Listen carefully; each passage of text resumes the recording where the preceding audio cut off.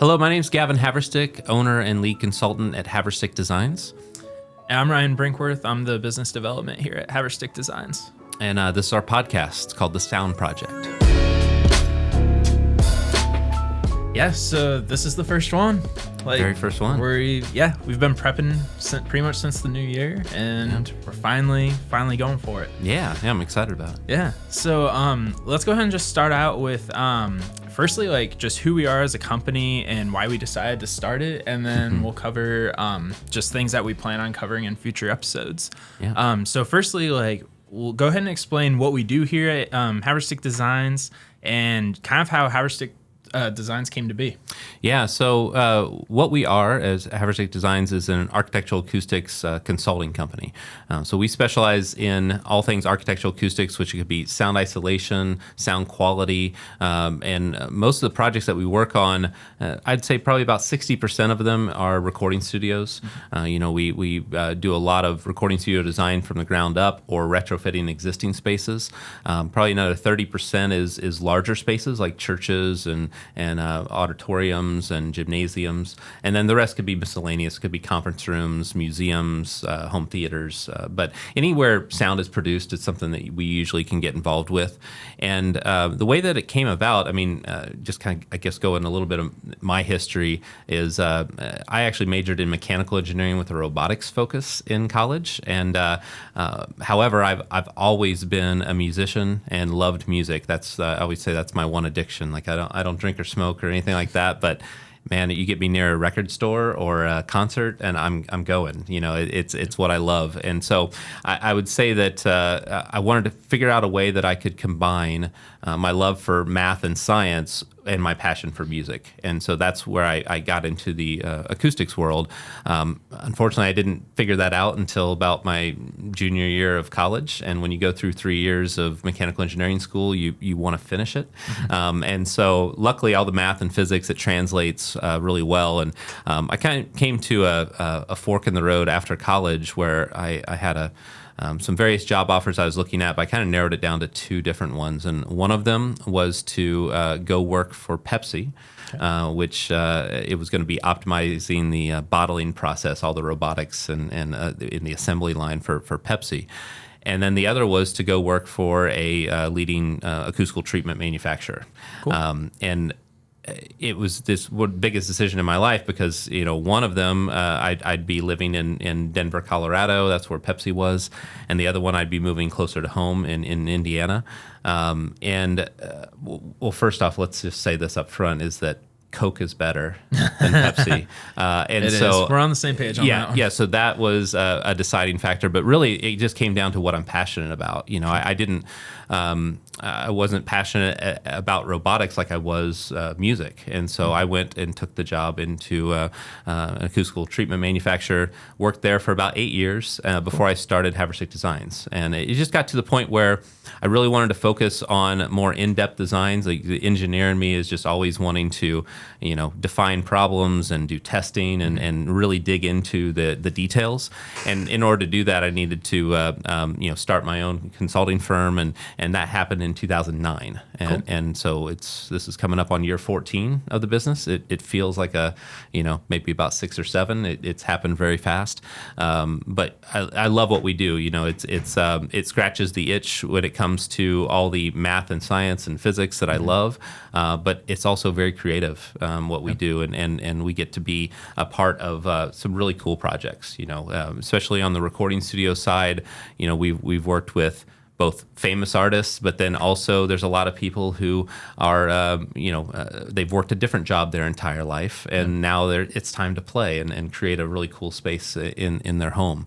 And we do commercial facilities as well. And what I really like about what we do is the variety. It's something where we're not doing the same thing over and over and over again. Like every single project is different, and it keeps us on our toes. Because I learn stuff every week. As we go through this, and acoustics is just a fascinating topic because you're solving problems, and every room is different, which I really enjoy. And with our company, it's grown quite a bit. Like in 2009, it was just me, and I did every aspect of the business for about 6 or 7 years, Okay. something like that, before I hired my first employee. And then now, fast forward to 2023, we have 7 employees. So it's great. We have Oscar, who is our senior acoustical consultant. He's been with us for 3 years. He was our intern for 2 summers and then hired on full time 3 years ago. And he's my right hand man when it comes to all thing acoustics. He can. If anyone was to hire us to do a job, you're probably going to talk to Oscar at some point, and he handles a lot of the technical details and our rendering services that we'll talk about in a future episode. But he's fantastic. We also have Alex, who is a drafting technician, and so we put together a lot of drawing packages. We're the details have to be right when you're doing any sort of project, whether it be a studio or a church or auditorium. But it needs to be a drawing package that is very accurate and doesn't leave things up for interpretation. So Sure. Alex is in charge of a lot of those things, along with Tracy, who is also a drafting technician. And Tracy, she went to school and got her master's in architecture, and so it's great having her on staff to be able to be a resource on that front, because we do work with so many architects, and she has that knowledge base, and she helps with those drawing packages as well. Then we also have yourself, Ryan. Ryan joined us about 8 months ago, almost 9 months ago, I guess now, as a business development manager, and you're tasked with. Honestly, like in the past, we've grown just by default. A lot of our business is word of mouth and referrals, and that's been enough to keep us more than busy. But we made a concerted effort to do more outreach. We're working a lot with more architects and AV integrators and dealers, and your plate's pretty full these days. It's funny to go from no outreach to a full-time employee that's doing just that, and you're doing an awesome job with it. So, yeah. And then we also have Juan, who is an acoustical consultant, associate acoustical consultant. He's going to be working a lot more on projects with us and kind of shadowing Oscar and myself, and be another resource to help out with additional projects. And then Cameron, who is splitting his time between being a room technician, helping with some of our projects, but then also a marketing assistant, which you have a lot of things that you're doing, and you need some help on that front. So Cameron is coming in to do that too. Yeah. And kind of like when you were talking about what made you on your career path between Pepsi versus working with an acoustical firm, like what made you do that was the fact that you're passionate about music. I think it's really cool how our entire staff is still involved in music, even though we're working with a consulting firm. Like outside of the job, we all do a lot of music outside of that. So it's really cool. Yeah, it's huge. I mean, I grew up as a musician, and I was in choir. I played trumpet for a little while, but my main love was guitar, and I play in a band. A lot of people here play in a band, which is great, because we can also relate to our clients who are doing the same thing, and we also get to create spaces that they are going to be working in, and we know that it's so important to get the good sound, both sound isolation and sound quality correct, so that they can do their job. Absolutely. Yeah. Cool. So then the next thing I want to talk about is the sound project. So we kind of made it a competition pretty much within the office on how we were going to come up with the name for the podcast. Right. And so Oscar is ultimately the one that won. So we all submitted different ideas, and then after that we voted on which one we liked the most, and the sound project was unanimous on us choosing that. Yeah. So do you want to talk about a little bit kind of on what the sound project and why that's significant to us? Yeah, if you notice with the logo and everything, the SOUND is an acronym, and it means a lot to us because we actually have a set of core values for our business, and that acronym is SOUND. It's appropriate for what we do, but also it just helps us to remind ourselves like what we do and why we do it. And so I can go through the acronym a little bit. For the S of sound, it's solving problems. That's one of the biggest things that we do, is that we're solving problems for people. And sometimes they're acoustical problems. Sometimes it's just logistical problems. Anything involved in a project, when things get complicated, there's a lot of things that you have to solve. And that the engineer in me loves that, because, I call engineering degrees problem-solving degrees. That's pretty much, you're just trained to figure out how to solve problems. And so we do that for our clients. Absolutely. For the O in sound, it's over everything, be kind. That is huge for me, and I would actually put that number one, even though it's the second letter in the core values. For me, it's you have to treat people the way you'd like to be treated.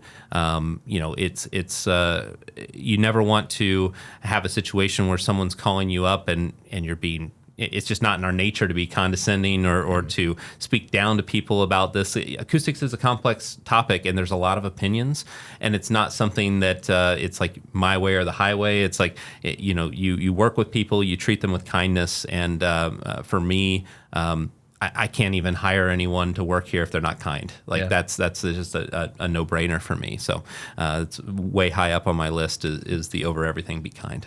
Yeah. The U is unparalleled passion. So for us, like you touched on it already, but we're all musicians. We all love music, both performing music and consuming music. We listen to music throughout the day. We have a vinyl record set up here, and also a Bluetooth speaker that music is in the air here at Haverstick Designs while we're working, and we're just very passionate about it. And I think that's important, because when you work a job that you're passionate about, it just can affect your entire life. Like if you're not happy with what you're doing and you're not passionate about it, it can affect other aspects of your life. And so you got to be passionate about music to work here as well. Yeah. For the N, it's never settle. And our big thing is that we never want to do a project where we can say like, oh, that was good enough. Like, let's just send that document out. Like, there's a little mistake there, but like, let's just send it. That doesn't happen here. Like, we have to get it right. We have to get it as good as possible, and also just constantly striving to improve our deliverables and our services and how we do things. We're never going to settle for what's good. We're always going to try to be great. Sure. And then the D in the SOUND acronym is going to be do what you say. And communication is really important for us as far as how how responsive we are with our clients. Like we don't leave emails just unattended for weeks. I honestly try to respond in a day, like in a 24-hour period if possible. And it's good to just stay in constant communication with people. Also, if you tell someone, hey, I'm gonna get that drawing package to you by Friday, they're making arrangements to get that drawing package Friday and taking the next steps in their project. And so if that means that we got to work a little bit later just to get that done, if we promise something to someone, we're going to deliver that. And so that's what the do what you say.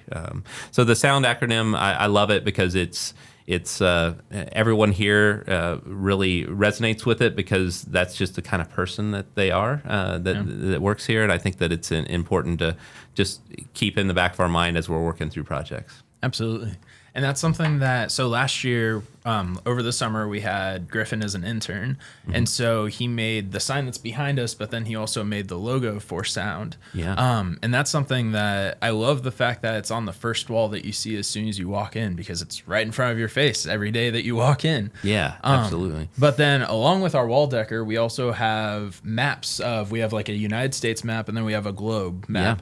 Yeah. And within those, we have different pins. So we have red, white, and black. Yes. So do you want to talk about what each color pin signifies? Yeah, I started the maps a long time ago, because it's actually something that my dad had started with all the travels that we have done over the years. He has a map in his office, and he's got pins in all the locations that they've traveled, and then a different pin in where we've actually lived. Mm-hmm. I grew up in Muncie, Indiana, and then lived in Las Vegas, and then also back here in the Carmel area and in Fishers. So it was an idea that I had from that. I thought, man, it'd be really cool just to have a document or documentation of where all of our projects are, because we live in Indiana because most of us have grown up here, or there's family connections, and this is where home is for me. Like my parents live 10 minutes away, my brother 15. It's like I'm really close with my family, so.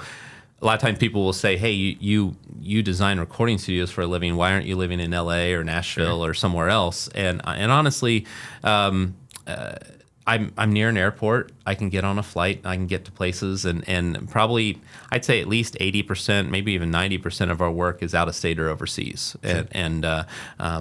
And we design a lot of things remotely, but we do go on site and do acoustical testing, and we'll cover that in some other episodes about what that's like. But we wanted these maps to kind of show the reach that we have around the world. Like we've done projects in Europe, we've done projects in Australia, we've done things in South America. It's kind of all over the board.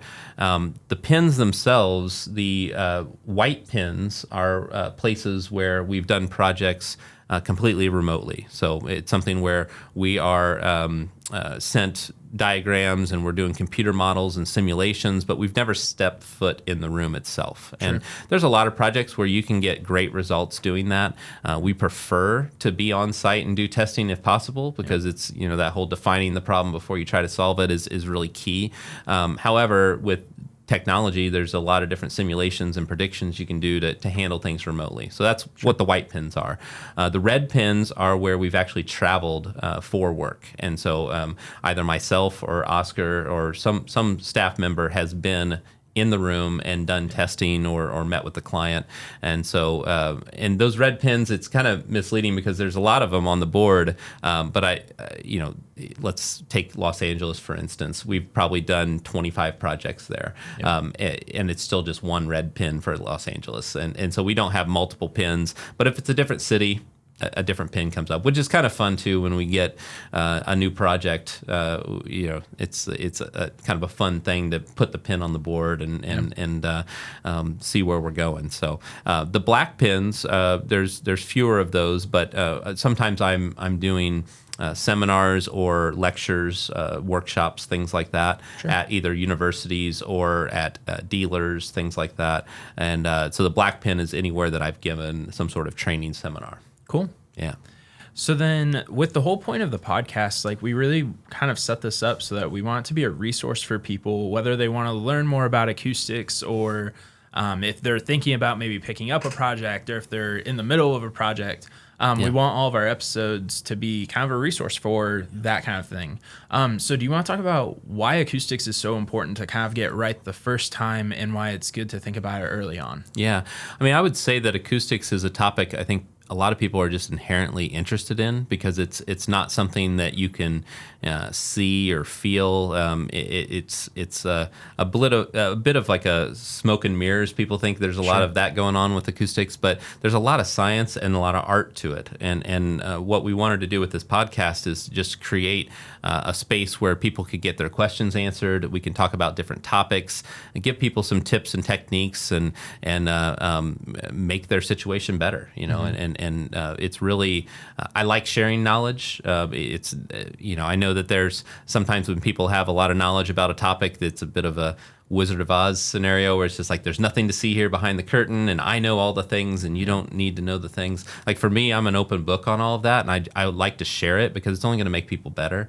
And so with this podcast, we're going to focus on a lot of different topics, but acoustics in general is going to be the focus. And with acoustics, it's so important, especially let's just talk about studios, for instance. You got to be able to trust your room. If you are, let's say you have a mix room and you're spending hours upon hours mixing a project, and then you take it to another system and it sounds nothing like what it did in your room. It's wasted time.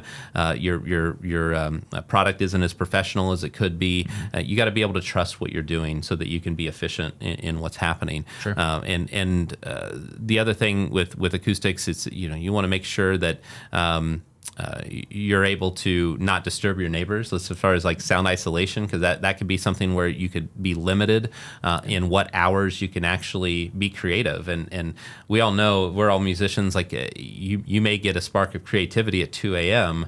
And if you can't go use your studio at 2 a.m. because you might disturb somebody, that's going to hinder your process. And so Sure. It's very important on that front too. But the biggest thing is that we all love gear and different things that we put into these studios, but you never get the most out of that gear unless you have a good acoustical environment. You could put the best speakers in the world in a room, and you're never going to get the full value out of that if your room is too echoey or there's too much bass buildup or cancellation. It's just important to get the acoustics right. A lot of times I'll say acoustics is similar to like the referee in a basketball game. Like the best games, you don't even really know that they're there. They're just doing their job properly, and you're able to focus on all the other things. And that's what we want our clients to be able to do, is just to be able to trust their room and know the acoustics are working. It's not even something they have to think about. It's just like they can spend their energy being creative and being inspired in their spaces. Cool. Yeah. So with that being said, we already have the next several episodes lined out already. So do you want to talk a little bit about kind of what we're planning on covering a little more in depth? Yeah, I'm really excited about some of the different topics that we're going to discuss. We've got some coming up on, for instance, just speaker placement. It's such a big topic where we want to make sure that people are placing their speakers to set themselves up for success, because you can definitely do some things that are going to have a negative impact on your sound quality. And so we're going to cover that. We're going to also talk about some of the different services that we provide, the renderings that we offer. We're going to do case studies of projects that we've been involved with. Like we're going to film one at some point here on the Crowder's studio and some of the other studios that we've done that are really interesting, and kind of go behind the scenes a little bit, because you always see these great pictures in Mix Magazine of man, look at that amazing studio. We don't know like what all went into that. I mean, just seeing a photo, it could look simple, but there's so many steps, and sometimes these projects take a year and a half to really pull off. And so we're going to kind of look behind the curtain a little bit about what we do on a day-to-day basis to make those things happen. Cool. Yeah. All right, so that's our first episode. Yeah, it was fun. We're really excited to be able to share this with you guys. If you've got ideas and topics that you would want to have us address on a future podcast episode, you can actually email us at info@haverstickdesigns.com. Acoustics is definitely something that there's a lot of opinions out there and technical information and like how you want to interpret things. But if you've got something that's been crawling around your brain, you want to get it out there, like feel free to email us, info@haverstickdesigns.com.